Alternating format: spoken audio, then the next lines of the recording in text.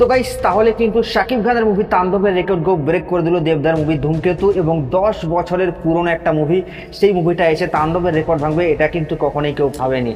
হ্যাঁ, আপনাদেরকে আমি কথা বলছি ধূমকেতুর বক্স অফিস কালেকশনকে নিয়ে। আপনারা জানেন তাণ্ডব একটা record breaking box office collection করেছিল, কিন্তু সেই তাণ্ডবের বক্স অফিস কালেকশনকে অলরেডি ব্রেক করে দিল দেবদার মুভি ধূমকেতু। এবং মেগাস্টার ট্যাগটা শুধু শুধু দেবদাকে এমনি দেওয়া হয়নি ভাই, এটার অলরেডি কাজ রেখে দিয়েছে দেবদা।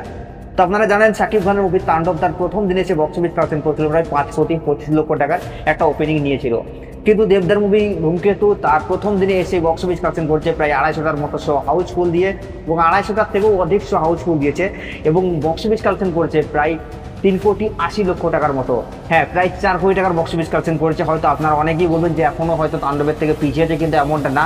যদি আমরা বাংলাদেশি কারেন্সিতে এটাকে কনভার্ট করি তাহলে কিন্তু তাণ্ডবের যে রেকর্ড সেটাকেও অলরেডি দেবদার ছাড়িয়ে যাবে। তারপরে আপনাদেরকে বলি শাকিব খান কিন্তু তাণ্ডব নিয়ে শুধুমাত্র বাংলা মুভির সাথে ক্লাস করেছিল, এবং সেই জায়গায় দাঁড়িয়ে দেবদা কিন্তু ঋত্বিক রোশন এবং সাউথ ইন্ডিয়ান মুভির সাথে ক্লাশ করে এই জায়গাটা দখল করে এই কালেকশনটা এনেছে।